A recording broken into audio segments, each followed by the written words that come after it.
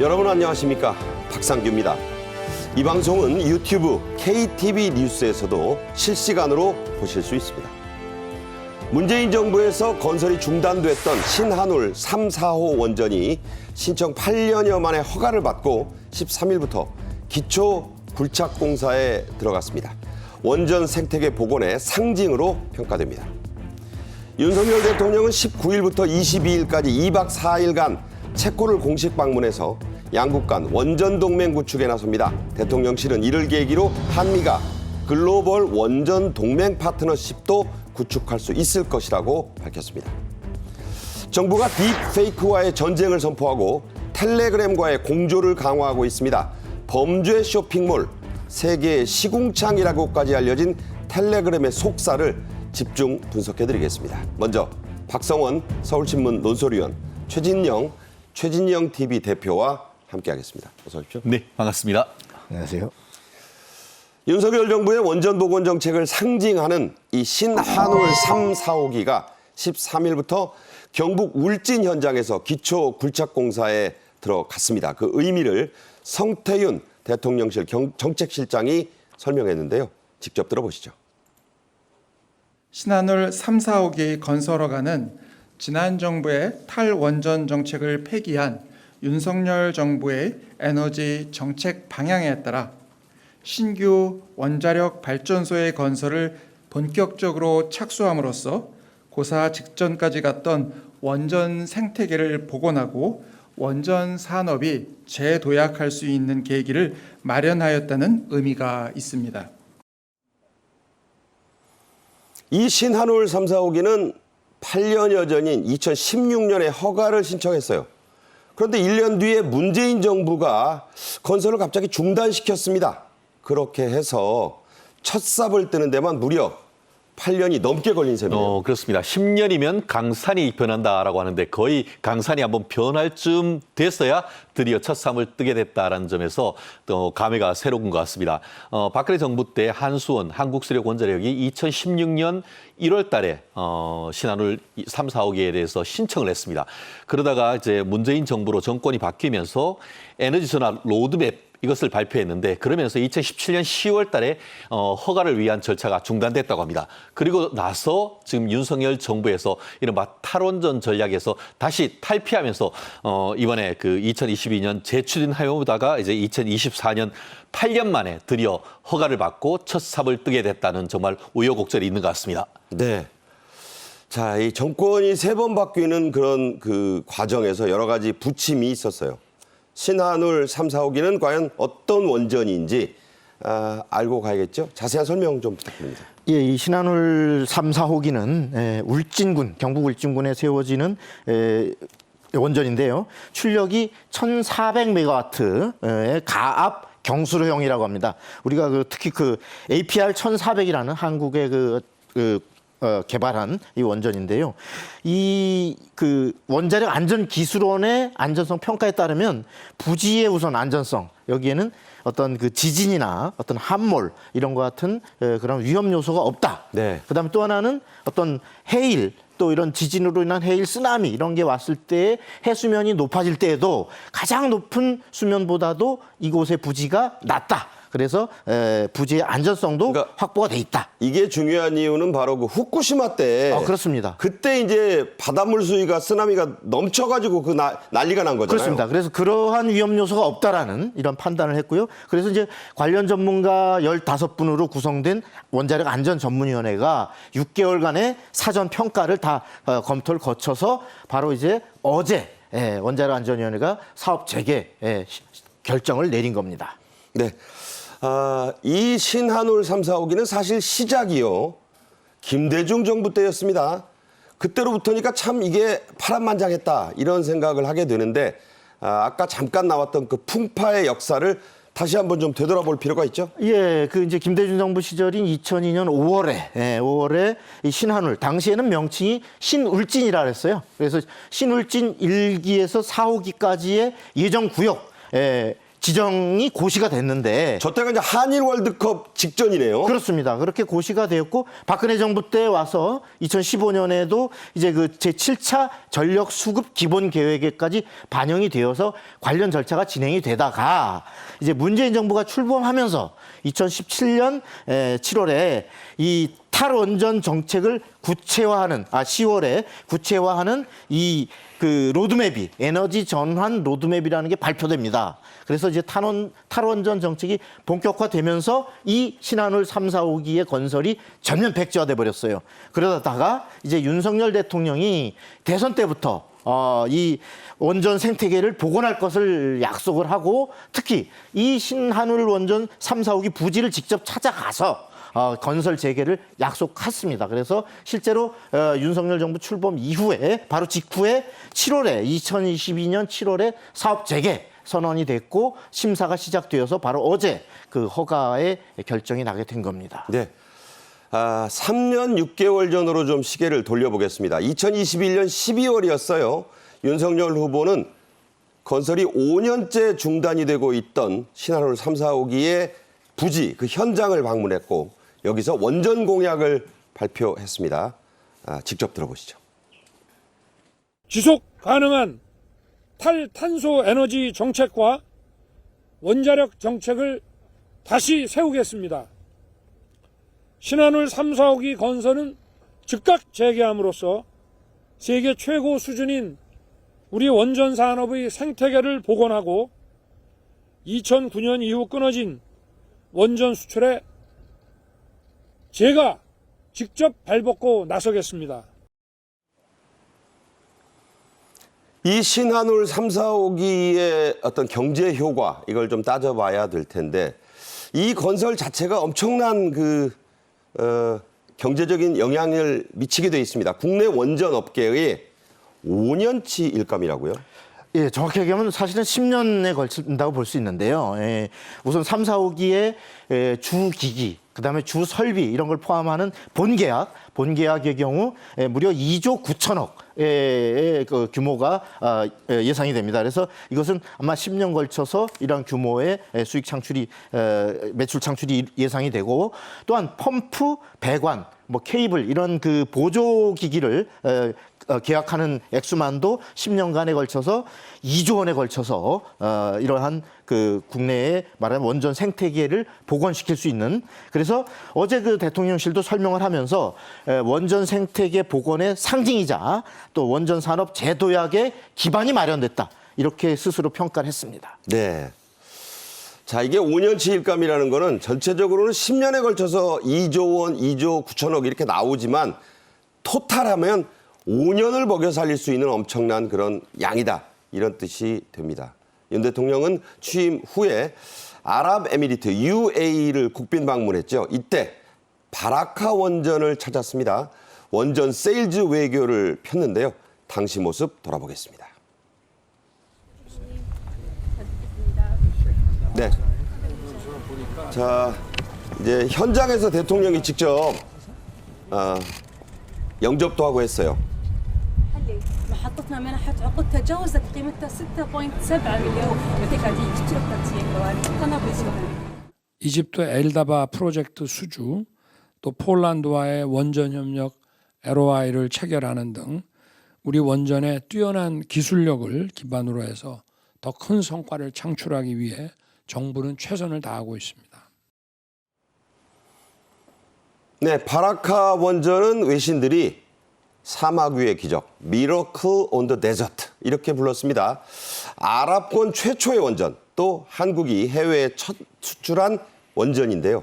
윤 대통령의 이 방문이 무려 37조 원 규모의 투자 약속을 대통령으로부터 이끌어냈다, 그런 평가를 받았고, 실제로 그 당사자도 그렇게 얘기하지 않았습니까? 그렇습니다. 사실 제가 어릴 때 대한민국 수출 100억 불 달성했다고 했던 것이 엄청난 뉴스였던 것 같은데, 단일로서 우리나라의 어떤 투자를 받는 것으로 300억 불, 우리나라 돈으로 37조 원이나 된다고 하니까 어마어마한 투자를 그 아랍에미레이트가 대한민국에 이제 투자를 하기로 지금 그 윤석열 대통령과 MOU를 체결을 했는데요.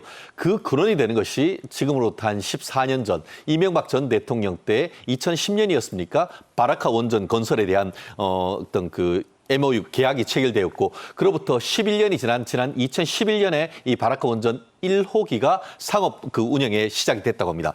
그리고 나서 계속 그 완공이 돼서 2021년에 이제 작년에 이제 2호기 또 올 상반기엔 3호기 나아가 4호기는 내년부터 이제 상업 운수가 시작된다고 하는데요. 공기를 너무나 정확하고 안전하게 지키면서 했다고 합니다. 그러니까 그와 같은 대한민국의 약속을 지키는 정말 뚝심 있는 어떤 실천을 보고는 대한민국하고는 무슨 비즈니스를 해도 충분하겠다라고 하면서 지금 윤석열 대통령과 함께 그 아랍에미리트 대통령이 300억 불이나 대한 투자를 했다라고 하는데요.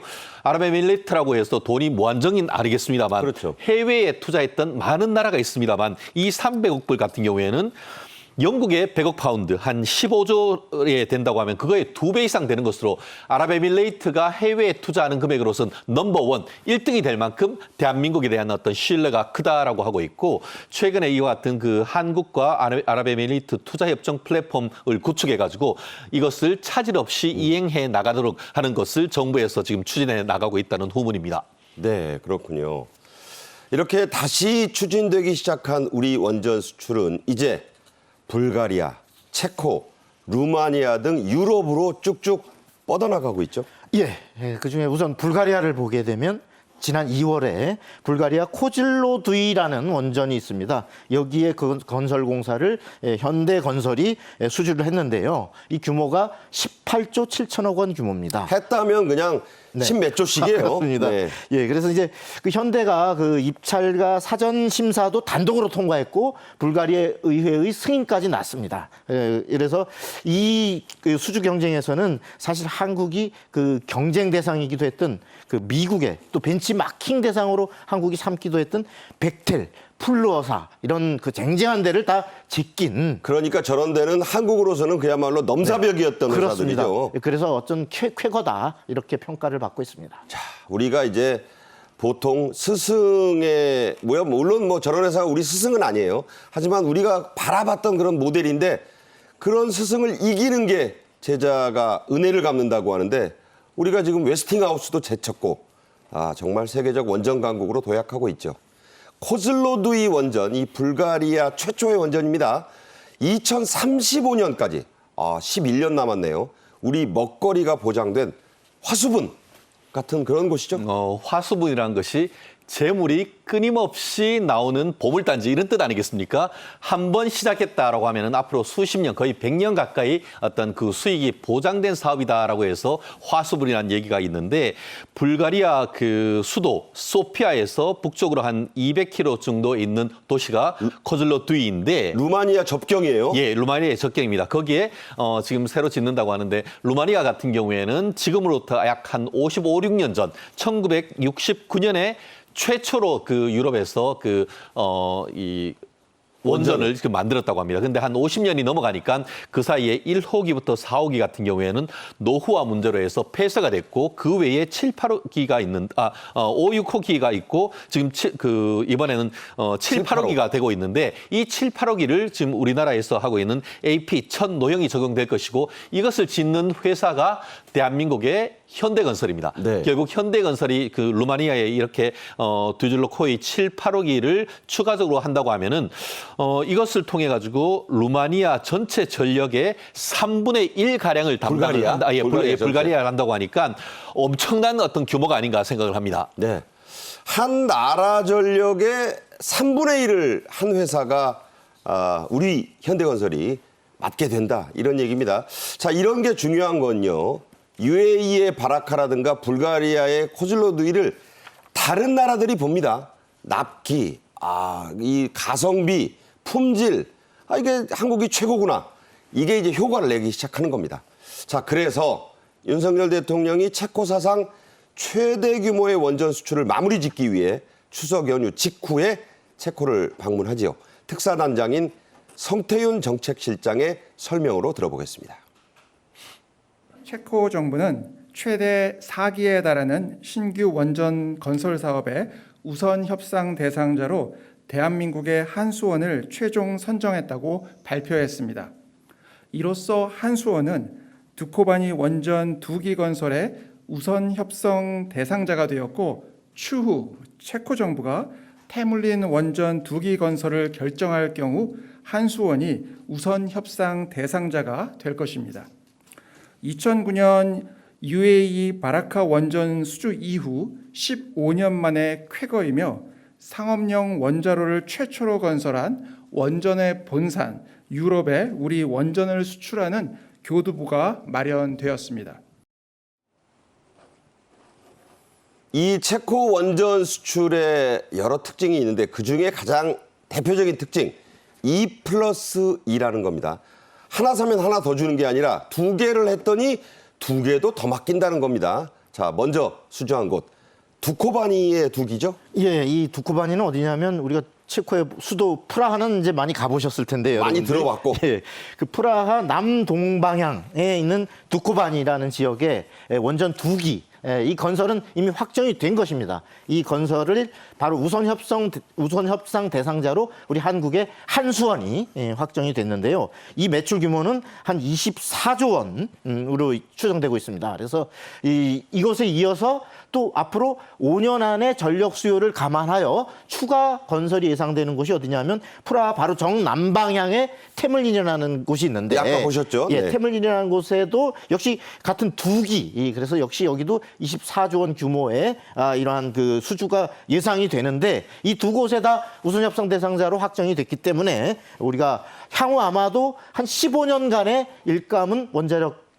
업계에 일감은 확보된 것으로 이렇게 이제 평가가 되고 있고 특히나 이 원전이라는 게 한번 가동이 되기 시작하면 핵연료를 넣으면 60년 가량은 운영이 되기 때문에 그러니까 환갑 누가 태어나면 환갑까지 가는 거예요. 그렇습니다. 그래서 아마도 2090년대까지의 수익이 지속적으로 창출될 수 있을 것으로 그렇게 전망되고 있습니다. 네. 지난 정부에서 그야말로 고사될 위기에 내몰렸던 우리 원전업계는 기사회생을 넘어서 번영의 전기를 마련했습니다. 업체별 수주액과 일자리 창출 효과가 참 관심일 텐데 자, 이거 어떻게 되나요? 그렇습니다. 사실 지난번에 이 원전 같은 경우에는 프랑스 공기업으로서 프랑스 전력회사와 우리나라의 어떤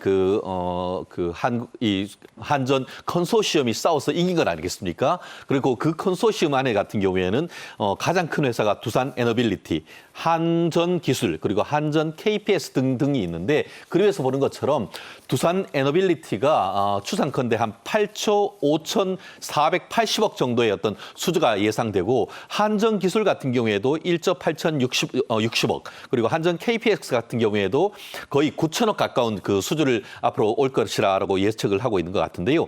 실제 지금 그 두산 그 에너빌리티 같은 경우에는 이 어떤 체코의 그 원전 수주를 염두에 두고 체코와 평소 때도 좋은 관계를 유지해 오다가 어떻게 보면 그동안의 어떤 기술력을 전적으로 쏟아부은 결과 이와 같은 좋은 쾌거를 거뒀는데요. 네. 사실 두산 에너빌리티가 한국 내에서는 어디 있느냐? 창원공단에 있지 않습니까? 창원에 있죠. 그래서 그 지난 문재인 정권 때 같은 경우에는 두산에 있던 그 탈원전 전략으로 인해서 창원공단이 거의 뭐 초토화됐다 이런 얘기가 있었었는데 정권이 바뀌어서 원전 산업을 새로 어떻게 보면 재추진하는 가운데 최근에 굉장히 어떻게 보면은 그 창원공단이 활기가 돈다라는 얘기가 있고 특히 지금 이번에 그 원전 정상화 정책으로 인해 가지고 아직까지는 이제는 시작했다. 하지만 아직도 갈 길이 멀다라고 하는데 그동안 있었던 전체 어떤 그 2022년 일감 중에 0.3%에 불과했던 수출 일감 비중이 올해는 7.2%로 24배 가까이 증가를 하고 있다고 하니까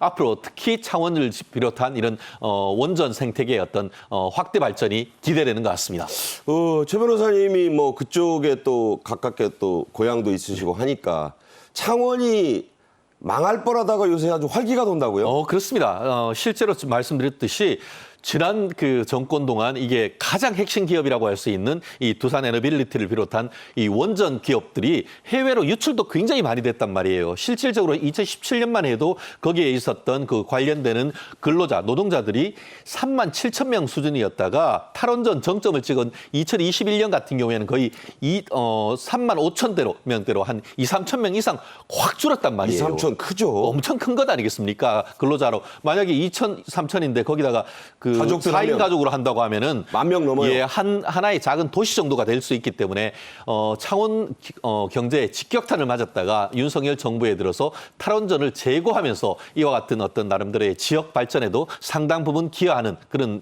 결과가 이끌어 나오는 것 같습니다. 네. 마산 창원 일대 분들이 추석 연휴를 맞는 그 마음의 넉넉함이 좀 더 풍성해지지 않았을까 이런 생각을 해봅니다.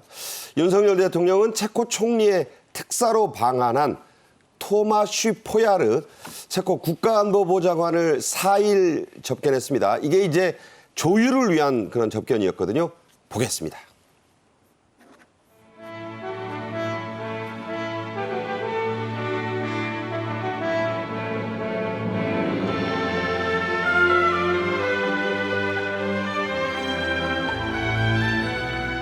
이번 우선 협상 대상자 선정으로 세계 최고의 대한민국 원전 산업 경쟁력이 세계 시장에서 다시 한번 인정받게 되었다라고 하시면서 팀 코리아 정신으로 최종 계약을 위해 최선을 다해달라 당부하였습니다.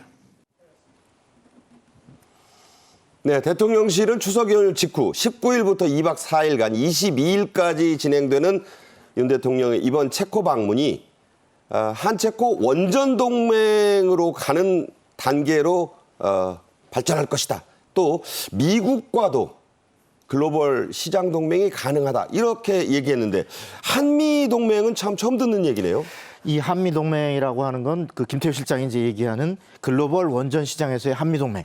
이것은 최근에 그 미국의 웨스팅하우스사가 우리 한국이 한수원이 체코 원전을 수주한 데 대해서 자, 이 원천 기술 보유국인 미국의 동의 없이는 안 된다라고 주장하면서 일종의 목리를 좀 부렸는데 그렇죠. 예, 이거에 대해서 그 해당 웨스팅하우스사하고 미국 정부에 대해서 우리 한수원과 정부가 현재 다각적인 협력을 논의하고 있습니다. 그래서 해결의 방향이 보이고 있고 또 하나는 원전의 그 평화적 이용에 협력한다라고 하는 것이 한미 동맹의 한 카테고리로 원전 동맹이라는 것이 있기 때문에 이와 같은 문제가 해결되어서 결국은 성장하는 글로벌 원전 시장에서 한미 간의 관계는 역시 글로벌한 동맹 파트너십 관계를 구축할 수 있다. 이러한 자신감과 견해를 보여준 것이고요. 그다음에 이제 아까 그 체코하고도 우리가 원전 동맹을 차제에 구축하겠다. 쉽지 않아요. 예, 라고 네. 얘기했는데 이건 사실은 최근에 그 체코 국가안보 보좌관이 아까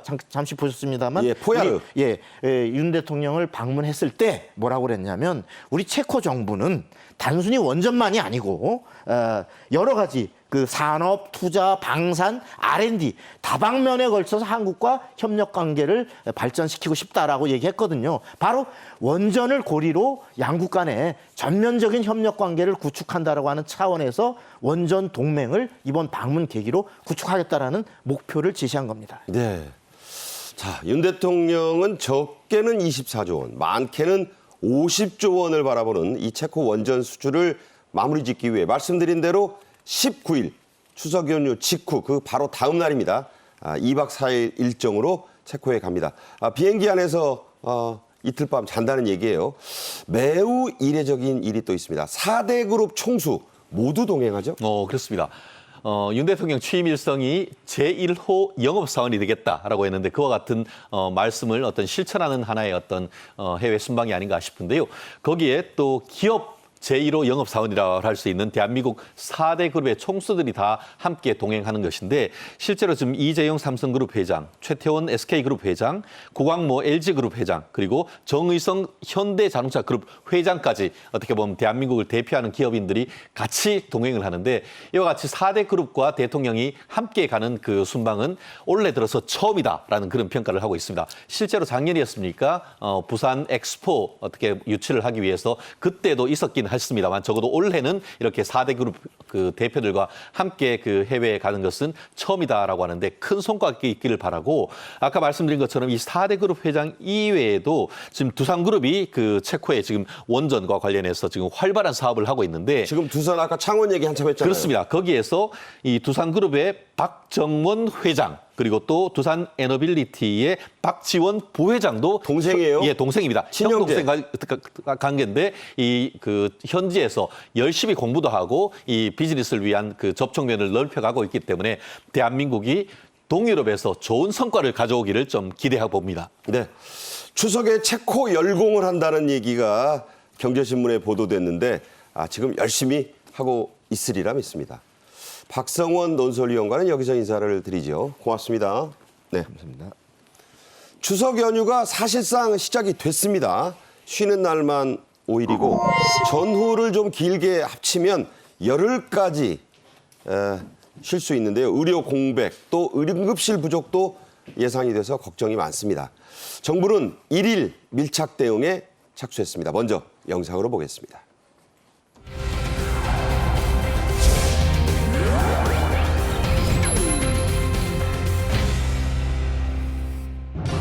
의료진들이 힘들고 고생하는 일이 아주 현장 경험을 좀 봤습니다.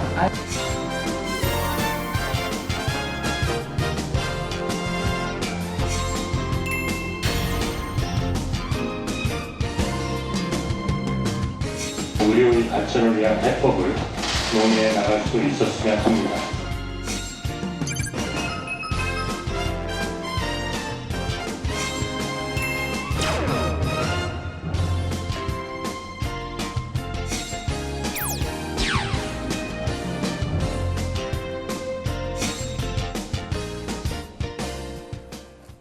네, 이 주제는 백기종 동국대 법무대학원 지도교수도 함께 하시겠습니다. 어서 오십시오. 네, 안녕하세요. 네. 한덕수 국무총리가 대국민 담화에서 밝힌 이른바 의사 블랙리스트, 뭐 부역자, 감사한 의사 이런 말까지 붙였죠. 이에 대한 수사가 지금 활발히 진행되고 있는 걸로 아는데 어디까지 갔습니까? 지금 그 수사를 이제 고발을 받아가지고 수사를 하고 있는데 서울경찰청 사이버 수사대에서 오늘 발표가 됐어요. 그 지난 7월에 이 전공의가 이제 복귀를 해서 의료실 응급실 근무를 하고 있지 않습니까? 이런 사람들의 이제 인적사항, 뭐 학과라든가 그다음에 소속 병원 이런 신상 정보를 작성을 해가지고 의사들의 커뮤니티 사이트에도 올리거나 텔레그램 채팅방에다 이걸 공개적으로 올린 겁니다. 이렇게 돼가지고 결국 이게 특정이 돼서 오늘 구속영장을 청구를 했는데 지금 제명은 스토킹 처벌법하고 개인정보보호법이죠. 그렇죠. 개인정보는 이제 그 남들이 알아서 범죄 의도라고 하죠. 범위에 사용될 수 있는 이런 형태의 개인정보 보호를 이제 보호를 하고 있는데 여기 위반했다는 것이고 스토킹 처벌법은 이 전공의들이 복귀를 했는데 문자나 이제 여러 가지 형태로 뭐 협박성 이런 어떤 메시지를 전송한다라거나 이런 걸 반복적 지속적으로 했기 때문에 스토킹 처벌법에 의해서 이 두 가지 범죄로 구속영장을 청구하는 이런 지금 수사를 계속 하고 있습니다. 네. 특히 이 국민들을 경악시킨 게 있습니다. 젊은 의사나 의대생들 중심의 인터넷 커뮤니티가 있는데 이름이 메디 스태프라고 하는데 자, 이것도 보건복지부가 경찰에 수사를 의뢰할 만큼 지금 심각한 상황이죠? 사회적으로 굉장히 논란이 됐죠. 이슈가 됐고요. 뭐 국민 1000명이 죽어도 좋다.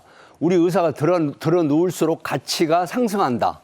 그리고 이제 국민을 뭐 개돼지 취급하는 형태의 이런 어떤 워딩 자체를 공식적으로 올렸는데 물론 이 부분은 이제 블라인드라고 되어 있지만 의대생이라든가 이러는 의대생들이나 의료진들이 이제 가입을 한 그러니까 그게 인정을 받아야만 가입을 하는 거죠. 그래서 이제 보시면 알겠지만 오토마크가 계속 노출됐다고 하는 이런 부분인데 그럼에도 불구하고 이게 리트윗되거나 계속 유출이 됐다라는 게 언론에 보도가 됐죠. 이렇기 때문에 과연 개념 있는 의사들이 진정으로 국민을 위한 어떤 의료 정책을 위한 이런 비판에 전면에 나서서 국민을 개돼지 취급하는 이런 형태의 워딩 때문에 보건복지부가 결국은 의뢰를 해서 수사를 하고 있는 그런 상황입니다. 네, 정부는 블랙리스트나 이런 조롱이나 끝까지 추적을 하고 엄단하겠다고 밝혔습니다.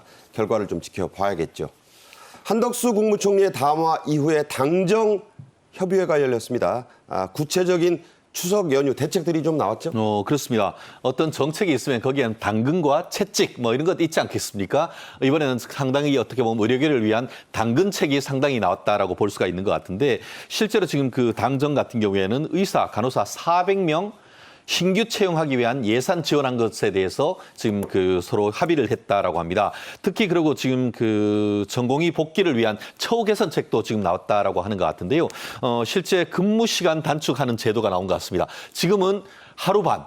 꼬박 36시간을 연속으로 근무를 해야 되는데 그것이 육체적으로 굉장히 힘들지 않습니까? 그렇죠. 그런 부분을 한 24시간 전후로 해서 연속 근무 시간을 줄일 수 있는 그 어떤 제도적 개선책을 내놨고 12시간 일단 줄였네요. 그렇죠. 그렇게 된 것이고 그것 이외에도 사실 이와 같은 중증 필수 의료 같은 경우에는 잘못하다가는 사람의 목숨이 왔다 갔다 하다 보니까 이 그 피해 가족으로서는 우리 의사 우리 어떻게 됐냐라고 하다 보니까 민사상 손해배상 형사적으로 어떤 업무상 과실치사 이런 문제가 있는데 이런 부분에 대해서 좀 더 그 사법적인 특례를 주는 의료사고 특례법 이런 부분도 지금 제도적인 개선책으로 만들고 있다고 하는 것 같은데요. 네. 결국 그것 이외에도 지금 그 이번 추석 때 그 추석 명절 비상응급 대책 주간을 마련해가지고 전국 평균 하루 8천여 곳을 병원의 문을 열도록 하도록 하고 있고 특히 이제 권역별 그 응급의료센터 전문의 진찰료를 한 3.5배 진료를 해서 인상을 해서 그 연휴 동안 고생하시는 분들한테 조금 더 경제적 보상을 하는 그런 부분도 지금 이루어지는 것 같습니다. 네. 아프시거나 비상 상황이 발생하면 안 되겠죠. 지친 의료진들에게 손가락질해도 안 됩니다. 모두가 협력해서 이 고비를 잘 넘고 대화 테이블로 좀 빨리 나오셨으면 좋겠어요. 자, 다음 주제 가겠습니다. 갈수록 확산되고 심각해지는 이 딥페이크 범죄 때문에 요즘 여성들은 SNS에 자기 얼굴 사진 올리기도 무서운 세상이 됐습니다. 윤 대통령도 디지털 이 성범죄에 대한 단호한 대응을 계속 강조하고 있는데요. 직접 들어보시죠. 불특정 다수를 대상으로 하는 딥페이크 영상물이 SNS를 타고 빠르게 유포되고 있습니다. 피해자가 미성년인 경우가 많고 가해자 역시 대부분 10대로 드러나고 있습니다.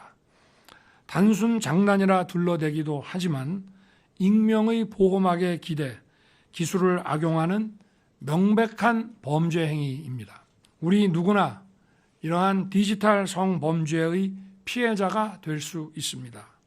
관계 당국에서는 철저한 실태 파악과 수사를 통해 이러한 디지털 성범죄를 뿌리 뽑아주기 바랍니다. 워낙 감쪽 같고 내용이 충격적이라 저희가 자료 화면을 써서 보여드릴 수 없는 그런 지경입니다. 양해를 부탁드리고요. 경찰이 8월부터 전담 TF를 구성해서 딥페이크와의 전쟁을 하고 있습니다. 성과가 좀 있나요? 네, 이제 1월부터 9월까지 전담 집중 수사를 했죠. 사실은 이게 AI 인공지능 기반한 합성 포르노. 그러니까 포르노에 나오는 인물들에 대해서 지인이라든가 또 유명인이라든가 이런 사람들의 얼굴을 합성을 해서 유포를 해버리면 이게 평생 그 낙인이 되는 형태의 범죄가 되거든요. 그렇죠. 그런데 이게 이제 단속을 했는데 318명 정도가 단속이 됐습니다. 근데 충격적인 거는 바로 251명이 10대라는 거죠. 놀랍죠. 10대가 이제 어떤 그 인식이냐면 이게 놀이 문화라는 인식을 해요. 심각한 범죄로 생각을 하지 않는다라고 하는 측면이 있고 더욱 충격적인 건 소위 10세부터 14세 미만, 그러니까 13세까지 촉법 소년이 68명이 검거됐어요. 근데 이렇게 되면은 이 10대들의 어떤 그 사전적인 교육이라든가 범죄에 대한 인식을 제고를 시켜야 되겠다 이제 이런 부분인데 사실은 이제 보면 이 보통 10대에서 20대가 주류를 이루고 있거든요. 그럼에도 불구하고 지금 최근에 나타나는 건 30대, 40대도 지금 점차 이 증가세에 있다라고 하는 측면입니다. 모방하는 것도 있죠. 그렇죠. 이 모방 범죄가 있고 그리고 특히 이제 뭐 그제 언론에도 났지만은 이 직장인 커뮤니티에도 이 지인들의 얼굴을 합성을 해서 유포하는 이런 형태 딥페이크. 옆자리에 직장 여성 동료나 그렇습니다. 군인들은 뭐 부사관, 네. 뭐 이런 장교들도 막 올린다고. 그러니까 대다수가 거의 98% 이상이 이제 여성들이 피해자인데 이런 경우는 이게 삭제가 된다고 하더라도 뭐 여러 가지 인터넷이라든가 그다음에 이제 개인 휴대폰이라든가 또 여러 가지 그 사이트에 이 존속이 되기 때문에 평생 간다는 이런 엄청난 범죄라는 인식을 가져야 되겠습니다. 네, 12일에 서울 목동의 방송회관에서 딥페이크 전문가 토론회가 열렸어요. 자, 어떤 대안들이 좀 나왔나요? 그렇습니다. 간단히 말씀드리면 사전 대책과 사후 대책으로 나누고 사전 대책 두 가지, 사후 대책 두 가지 이 정도가 정리가 될 것 같은데요. 사전 대책 같은 경우에는 정보통신 사업자의 관리 감독 강화, 이것을 통해서 이와 같은 그 디지털 성범죄 자체를 미리 막기 위한 어떤 관리 감독을 강화한다는 것이고, 아까 지금 백 팀장, 박 교수님 말씀하신 것처럼 10대의 어떤 범죄가 굉장히 많습니다. 특히 IT 기기의 사용에 능하다 보니까 그렇죠. 이런 일이 벌어지고, 저도 실무적으로 하다 보면 10대 중고등학생의 범죄를 상당히 많은 것을 제가 담당을 하고 있습니다. 의뢰를 받으시는군요. 예, 그리고 실제로 지금 텔레그램에 이와 같은 그 자기 학교에 있는 그 동료 여학생들을 촬영했던 이런 분들이 적지 않습니다. 네. 그렇기 때문에 그 10대 소년들. 굉장히 많습니다. 그래서 그런 것을 통해서 피해자와 피해 가해자를 특정하는 그런 수사 기법도 있는데요. 그렇기 때문에 학교 내에 성범죄에 대한 교육 강화, 이것도 한 가지 대책으로 있고, 사후 대책으로는 특히 이 부분과 관련해 가지고 국제 공조 강화. 아시다시피 지금 텔레그램이나 이런 것들에 대한 서버가 해외에 있지 않습니까? 그러니까 그런 식으로 서버 공개 못한다 이러거든요. 그렇죠. 그렇기 때문에 해외 서버와 관련돼서 인터폴 등을 통한 국제 공조수사 강화를 한 가지 대책으로 얘기하고 있고, 그리고 사법적 대책으로는 처벌 수위를 조금 더 높여야 된다. 네. 한마디로 솜방망이 처벌, 인격 살인이라고 얘기를 하고 있습니다만 솜방망이 처벌이 있다라고 해서 최근에 대법원 양형위원회도 양형 기준을 높이는 등 이와 같은 처벌 수위를 법적 개정을 통해서 올려야 된다라는 그런 대책도 나온 상황입니다. 네, 이 부분은요. 여야 대표회담에서 유일하게 거의 합의가 이루어진 부분이니까 빨리 법적인 보강을 좀 국회에서도 했으면 합니다. 딥페이크 성 착취물이 유통되는 플랫폼, 주로 텔레그램입니다. 미국의 뉴욕타임스가 텔레그램을 범죄 쇼핑몰, 심지어 세계의 시궁창이라고 표현했네요. 예, 뉴욕타임즈 말씀하신 것처럼 4개월간 1만 6천 개 이상 텔레그램을 이제 분석을 해본 겁니다. 그랬더니 이 텔레그램 채널 320만 개가 넘는 메시지를 분석을 했는데 22개 이상에서 마약 거래, 그다음에 이제 채널 불법 무기 거래 이렇게 찾아냈는데, 뭐 월스트리트 저널 같은 경우는 개인 기업의 금융 계좌가 불법 거래가 되고 있다. 그다음에 뉴욕 타임즈 같은 경우는 이 텔레그램은 범죄, 그다음에 허위 정보, 아동 성착취물, 테러, 인종차별적 선동을 전 세계에 시궁창이 되고 있다는 식으로 이렇게 지금 표현을 하고 있는데, 어쨌든 텔레그램이라고 하는 부분은 아시다시피 수사가 굉장히 어렵습니다. 왜 그러냐면 지금 아랍에미리트에 본사가 있고, 또 한때는 뭐 이제 러시아 출신 드로프가 지금 그 형제가 창업을 했지 않습니까? 네. 그런데 이 독일에도 또 있다, 이런 식으로 분산돼 있는 형태이기 때문에 굉장히 어려운데, 지금은 여러 가지 형태로 이 진화가 되는 기법을 개발하는 이런 형태가 되기 때문에 텔레그램 범죄가 점점 약화되고 있고, 또 드로프 쪽, 텔레그램 쪽에서는 이제 세계적으로 굉장히 그 인식을 안 좋게 하니까 이 수사 기관에 협조를 하겠다, 이렇게 지금 긍정적인 시그널을 보내고 있는 그런 상황입니다. 네, 텔레그램이 이제 궁지에 몰리니까 우리도 피해자예요, 뭐 이렇게 나오고 있다는데 제대로 좀 할지는 의문입니다. 텔레그램을 만든 방금 말씀하신 그 러시아 출신의 CEO 파벨 드로프는 프랑스 당국에 체포됐다가 돈이 많으니까 보석금 내고 풀려나 있어요. 자, 궁지에 몰리자 꼬리를 내렸다는 얘기가 나옵니다. 어떻게 보세요? 그렇습니다. 아직까지는 단정하기 어렵다, 이렇게 그 평가를 하고 있는데요. 어쨌든 지금 같은 경우에는 그 러시아 출신 사장이 보석금을 내고 석방을 했는데, 아마 석방 조건에 어쨌든 앞으로의 어떤 제도 개선이나 이런 부분에 대해서 본인들이 어떤 대책을 마련하겠다는 얘기를 했는 것이 아닌가 싶은데요. 사실 딱 10년 전입니다. 2014년 무렵에 이 카카오톡이 굉장히 활성화되면서 거기에 그 사이버 명예훼손이 문제가 됐고, 그렇게 되니까 검찰에서 사이버 명예훼손 전담 수사팀 이렇게 마련하고 이런 부분이 있으니까 이른바 디지털 망명이란 것 아마 기억하실 분들이 있을 겁니다. 국내 어떻게 보면 그 추적이 가능한 국내 어떤 그런 그 메신저가 아니고 해외에 있어서 보안성이 높다고 하는 이런 텔레그램을 통해서 다 도망간다라고 하면서 그것을 이제 디지털 망명이라고 했는데, 그러면서 갑자기 그 무렵에 텔레그램 이용자가 거의 중국 인구라고 할 수 있는 9억 5천만 명 정도 이상 넘어갔다는 건 아니겠습니까? 어마어마하네요. 어마어마하게 하고, 그 무렵 같은 경우에 텔레그램 같은 경우에는 우리 당당하게 밝히면서 우리는 각종 정부가 요청하는 자료에 대해서 제로 바이트를 제공했다.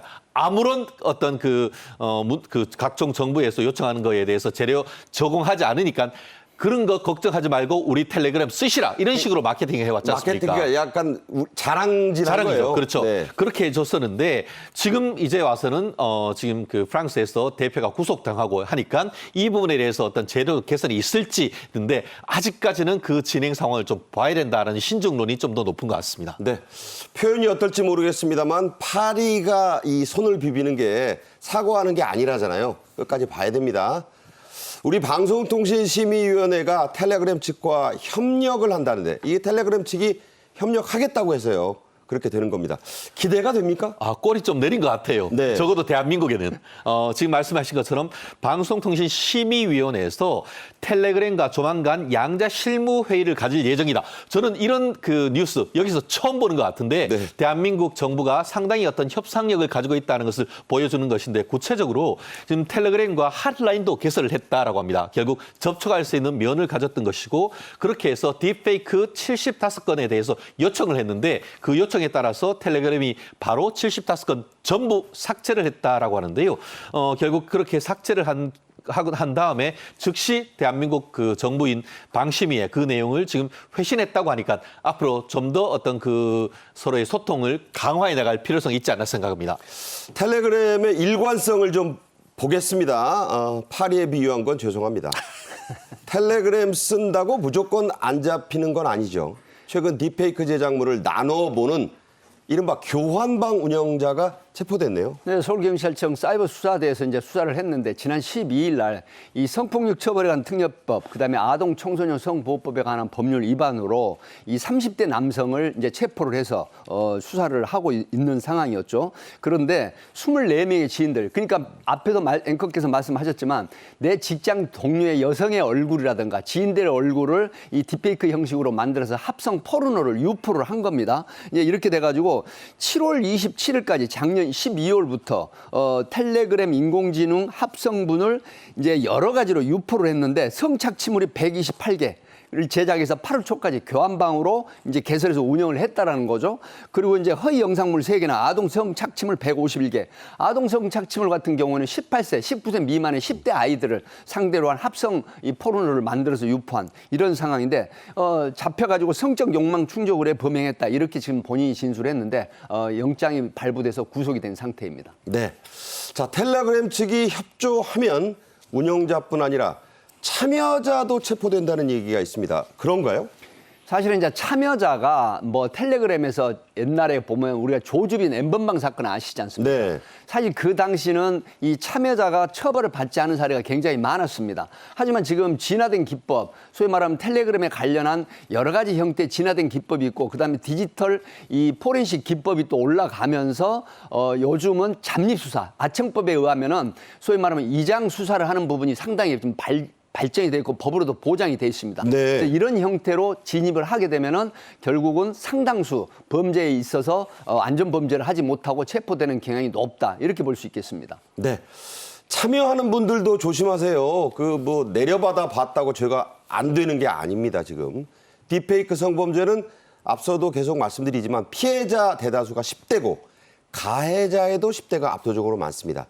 자, 이 10대 청소년들이 발벗고 범죄에 맞서고 있다는 얘기가 나와요. 이건 무슨 얘기입니까? 네, 지금 이제 언론에 보도가 됐지만 18세 여고 3학년입니다. 여기 이제 대표적으로 보도가 됐는데 이 딥페이크 형태가 계속 이게 이제 영향을 주니까 학생들이 소위 말하면 이제 언론이라든가 수사기관에서 제대로 대응을 하지 않는다. 이런 측면에서 본인들이 여러 가지 정보를 공유를 해서 그다음에 발견된 범죄를 언론이라든가 수사기관에 제보하는 이런 형태. 그래서 소위 말하면 자기네들끼리 어떤 카르텔을 형성을 해가지고 이런 정보를 찾아서 그다음에 적극적으로 언론이나 수사기관에 제보를 해서 딥페이크 범죄를 막자라고 하는 이런 10대들의 상당히 긍정적인 그런 효과가 지금 일어나고 있다고 합니다.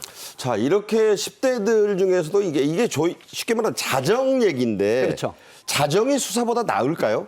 뭐 사실은 이제 수사가 치밀하게 된다라고 하면 이런 일이 상당히 도움을 받는 거죠. 소위 말하면 정보를 공유하고 10대들이 여기에 기민하게 적응을 할 수가 있고 또 의심을 받지 않은 상태에서 참여를 할 수 있거든요. 그렇기 때문에 이런 제보가 된다라고 하면 훨씬 수사가 원활하게 되고 딥페이크 범죄가 방지될 수 있다. 이렇게 봅니다. 네, 말씀하신 대로 자정도 필요하고요. 협력도 필요합니다. 하지만 무엇보다 이런 일이 발붙이지 못하도록 하는 강력한 수사와 처벌도 정치권이 좀 도와야겠죠.